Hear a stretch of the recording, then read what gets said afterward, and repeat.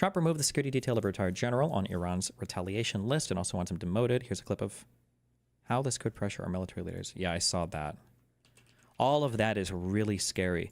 It's scary because, like, Republicans used to accuse Trump, or Republicans used to accuse Democrats of, like, applying pressure with the deep state in these really, like, subtle ways that, one, apparently never worked because nobody was pressured to do what we wanted them to do, ever, number one.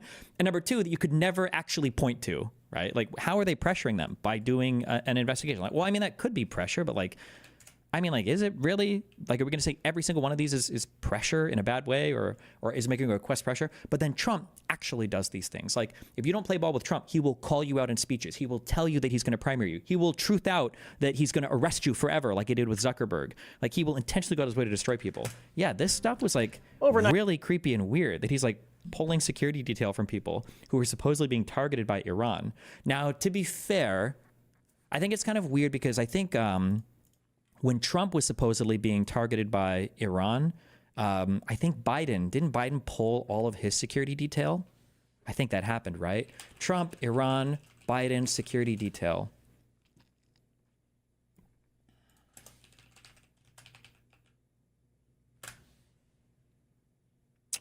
Oh, no, wait.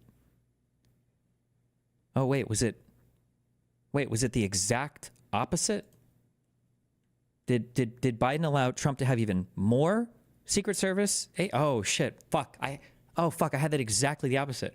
I thought that Biden had done an evil thing like Trump did, but he actually did the exact opposite thing. Again, I keep fucking that up. My bad. Iran had said, or I think there was information that Iran was going to be targeting or trying to target some American leaders, and Biden ramped up security for all of these people. But, you know, really makes you think.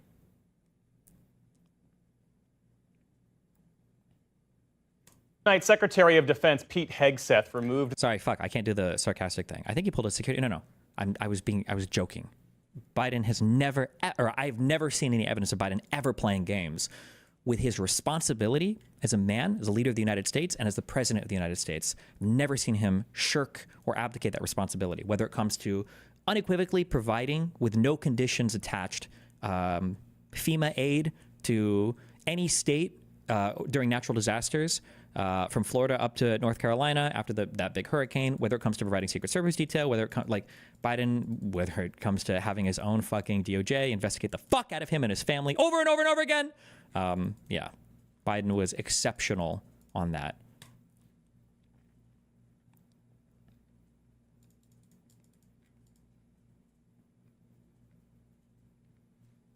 The security detail protecting former chairman of the Joint Chiefs, Mark Milley. Milley had that security not only as a former chairman, but because he faces ongoing threats for his involvement in a 2020 U.S. drone strike that killed a top Iranian general. Hegseth also pulled Milley's security clearance and opened an investigation that could end with demoting Milley in retirement. Here's Nick Schifrin. In the Pentagon... How often does that happen? Demoting somebody in retirement? Honest take now that Biden's term is complete. Where would you rank him in history of presidents? In my lifetime, I think he was an exceptional man. I think maybe we'll see. Maybe history will be a little bit different. But given the unbelievably divisive time that he walked into, and then his commitment to not play partisan politics and his commitment to try to turn down the temperature as much as he could, like any other person in that position, it might have been a fucking catastrophe. But I don't know. That's just my feeling on it. Today, where the portrait hung of the 39th Army Chief of Staff, there is a blank wall. Where the portrait hung of the 20th Chairman of the Joint Chiefs, there is a blank wall. But now the Trump administration is doing more than painting over Mark Milley's legacy. It's threatening to punish him for comments like this. We don't take an oath to a king or a queen or to a tyrant. Ooh, I think Trump got hella mad when he heard this, right? Or Not as good as Obama. I don't know if Obama was an exceptional president. The more I revisit it and think, I feel like the foreign policy stuff was pretty bad. But also, it was a very difficult position to be in foreign policy-wise, but I don't know. For comments like this. I mean, like the red line shit, there was no excuse for that. Like, I don't know. I don't think Obama had the best track record. The ACA was good for sure, but that was like the only thing. But it was a big thing, but I don't know. But now the Trump administration is doing more than painting over Mark Milley's legacy. It's threatening to punish him for comments like this. We don't take an oath to a king or a queen or to a tyrant or a dictator. And we don't take an oath to a wannabe dictator. Today, Secretary of Defense Pete Hegseth directed the Defense Department's Inspector General to consider an investigation into Milley's, quote, conduct, despite a previous report that exonerated him. If you actively undermined the change... No shot. Destiny hops on the Obama bad train like all of the leftists. I would never say Obama was bad. I just don't think he had the most effective presidency. Destiny DACA. I mean, DACA is nice, but DACA in my mind, a good leader does what he can in the role that he's given for the jobs that he has. So like things related to national security and defense and everything, and like foreign policy. These are things that are pretty squarely in the purview of the president, the State Department, how they manage things. So I'll give him a lot of agency over that. And then I think the president is also a form of, I don't want to say moral leader, but like party leader. So like what kind of legislation can you get your people together to pass, and can you bully other people to pass? And when I look at something like DACA in my mind is a failure of immigration policy. Like it's cool that he did it to protect those children. Like that was cool. But it would have been nice if that was a bill from Congress instead, because remember, whatever can be passed via executive order can probably be rescinded via executive order. And now DACA, since it was done via EO, could face termination by Trump via EO if Trump turns his eyes to it, if he sets his sights on it, you know?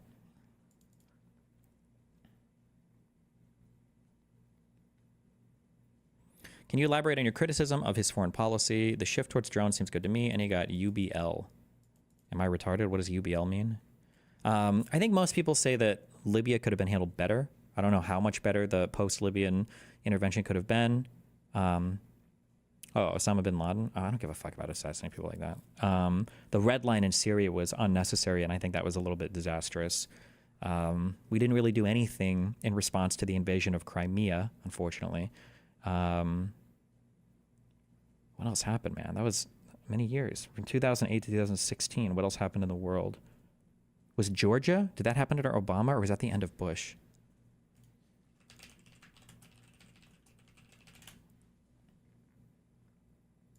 Obama came into office in 2009, right? Early, it would have been January 6th or January 20th or whatever, 2009. Yeah, I don't know. But Obama was also having to try to rescue our economy and everything.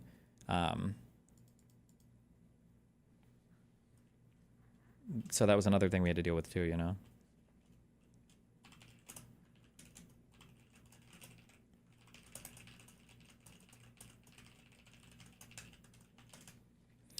If Destiny admires Biden for how he acted, why does he act in the opposite way? I'm not the president of the United States of America. What do you mean? So I have a different role. I serve a different purpose, not the president. I wouldn't want like an Olympic coach to act the same way as a coach for a little league team.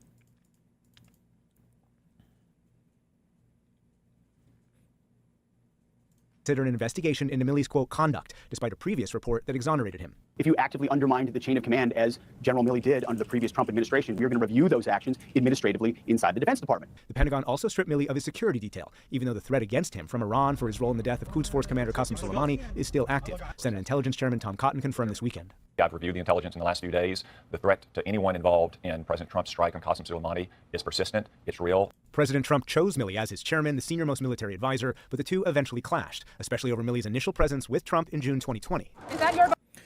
Obama deported 3.5 million people during his time in office. How are his deportations different than Trump's?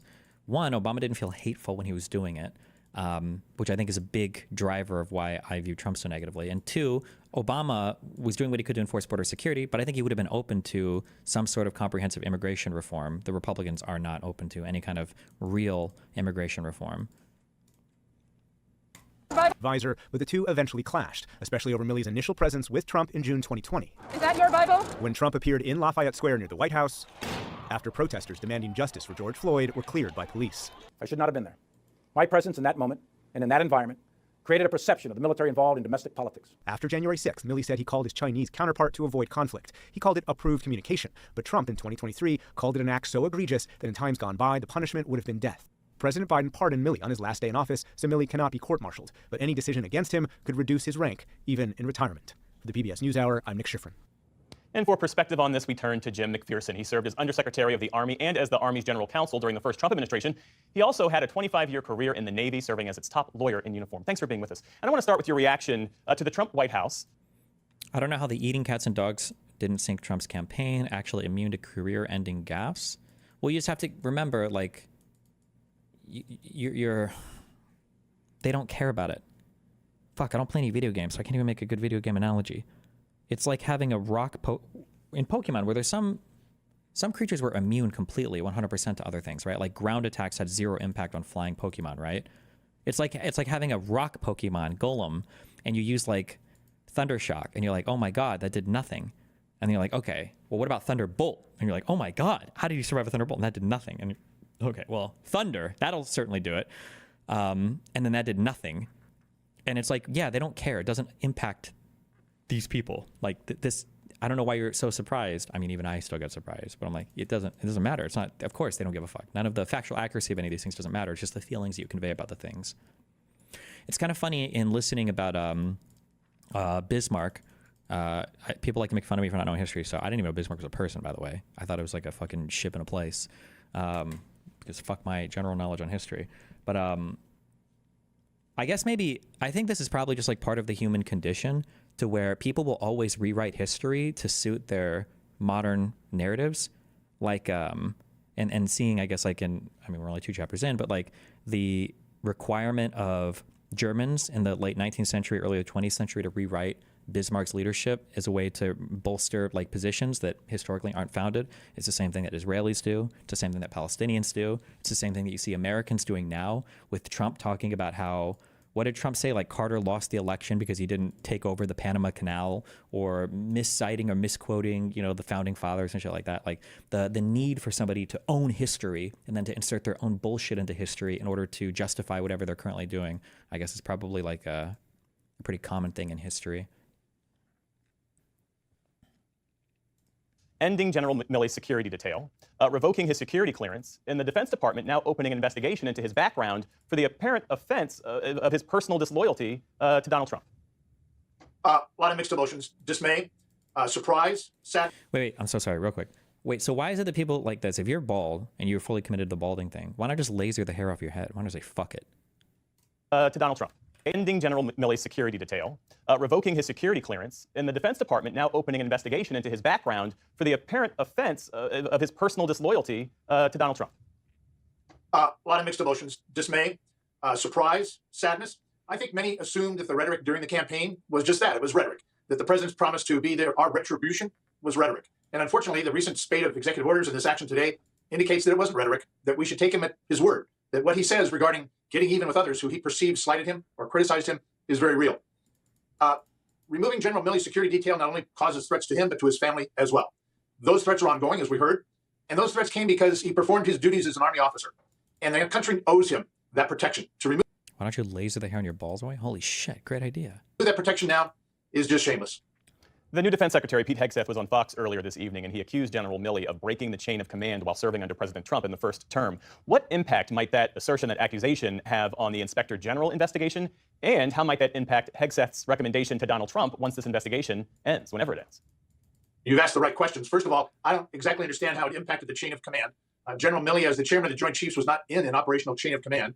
The chairman's duties by law are to advise the secretary and the president on military matters. He doesn't command any forces whatsoever. Oh, good point. That would be a really retarded thing to say. Oh, that makes sense. That's absolutely true. The president of the United States is in the chain of command for the military. He's the top dog for all the military, right? The president of the United States is the chief of, not chief of staff, the commander in chief. But the joint chiefs of staff and then the secretaries of all your military bodies are civilians. Those are political jobs. Those are civilian positions. They're not part of the chain of command at all. So I don't know how those people could ever disrupt the chain of command unless they're giving orders, I guess. I don't know. The chairman's duties by law are to advise the secretary and the president on military matters. He doesn't command any forces whatsoever. So I don't understand how that impacted the chain of command. Perhaps the secretary misspoke, or the secretary doesn't understand the chain of command. I think it sends a terrible message. Not only does it send a message that retribution towards General Milley for what he said or is perceived to have said, but I think the message there is to others who are currently serving on active duty in senior positions. Keep in mind, too, remember how many people were saying things. The Republicans were like, guys, we can't prosecute Trump. Like, imagine the standards that you're going to set. Like, it's going to be a new norm that people will always be charging presidents with crimes, blah, blah, blah. But look at all the shit they're doing now. Honest to God, this is my biggest concern. I think that the highest chance of me dying, my guess is going to be is when I'm 40 years old, because then Hassan can actually say, you're 40 years old. No, I'm just kidding. It's going to be 40 years old, and it's going to be debating with conservatives over the next election. I won't be able to handle the hypocrisy. I'll want to blow my brains out.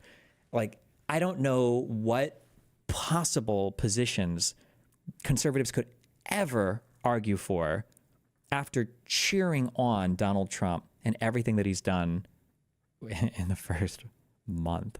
Not even. We're not even a month in yet. Like, how could you ever take a maggot seriously? How could you ever take them seriously on anything after this? For what he said or is perceived to have said. But I think the message there is to others who are currently serving on active duty in senior positions that if you don't toe the line, if you don't line up with what the president and this administration wants, you Did Destiny say whether or not he's going to review Asmongold's coverage of the Hassan nuke? Bro, the Hassan nuke was an hour and a half. You think I'm going to watch a 4-hour video of him covering it? That's like an 8-hour stream. run the risk of this same retribution that General Milley is now the subject of. There's got to be like there should be like an AWK Twitter thread covering it now. Not only does it send the message that retribution towards General Milley for what he said or is perceived to have said, but I think the message there is to others who are currently serving on active duty in senior positions that if you don't toe the line, if you don't line up with what the president and this administration wants, you run the risk of this same retribution that General Milley is now the subject of. Any good leader wants to surround themselves and empower those who work for them to be in disagreement, to offer alternatives, to challenge assumptions. That's not what this administration seems to be signaling to its senior military. It seems to be signaling is, you better get in line or we're going to come after you. Hold on, wait.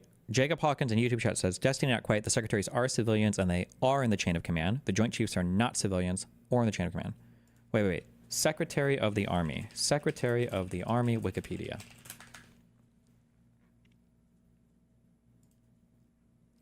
Is a senior civilian official within the U.S. Department of Defense with statutory responsibility for all matters relating to the United States Army, manpower, personnel, reserve affairs, installations, environmental issues, weapons systems, blah, blah, blah. Okay, wait. So if you wanted to do something with the Army, do those orders flow through the Secretary of the Army? Or is he just an advisor to the president?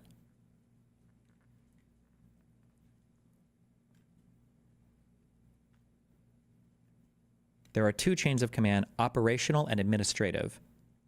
Oh, okay. I guess that's kind of fair. I guess I'm thinking chain of command here. I'm only thinking operationally. So administratively, these guys are basically at the top of your administrative chain of command. Operationally, they don't technically have any input in your chain of command, right?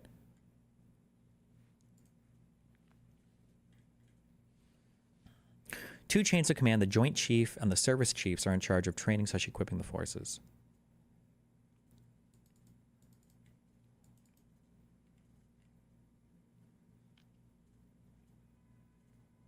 Polio vaccines were the cause of cancer and disease. It's easily looked up. Pretty sure none of the studies have linked them to that yet, but...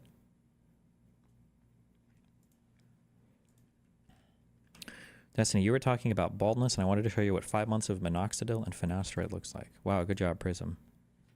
Wait, are you Tim Pool? You're gonna make it, bro.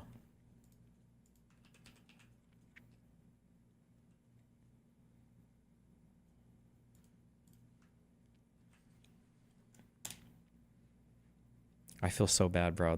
Some of those people on the hair subreddit, their finasteride and minoxidil results are like, it's actually unreal. They'll like have total fucking, they'll go from like a Norwood 5 million to a total regrowth of everything. And then other people will be like, I've been up for 3 years and they're still balding a little bit. Rip.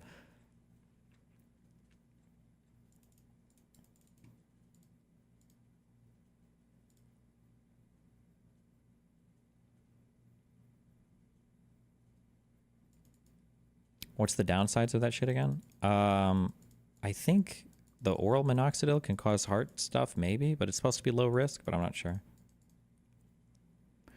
During the next election cycle, are you going to challenge anyone who disavows MAGA and or Trump by pointing out whether they were vocally opposed to his election/actions publicly? I don't know. Everybody's going to disavow and say that they didn't support Trump. Like, that's just going to be the play if a non-Trump candidate comes around in 2028 or in 2032, it's like a different set of candidates. Well, if that's the message that this administration is sending, how do you think serving officers will view it? How might they receive it and respond?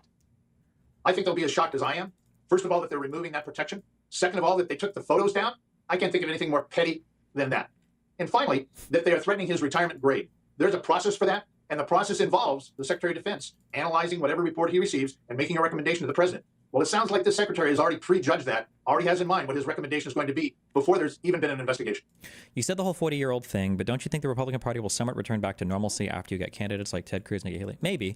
The Republican Party either has to go back to normalcy or will it just have descended into full authoritarian dictatorship, because the current Republican Party is not effective at governance. So it can't continue on like this. Trump cannot govern. He doesn't know how to. The Republicans, as they stand right now, well, at least the leadership is not aware of how to govern effectively. The people that Trump has staffed his cabinet with, people like Hegseth, these people just have no experience in good governance and governance at all. Trump clearly doesn't know how to govern. That's why he just writes EOs and then tees up in Gulfs.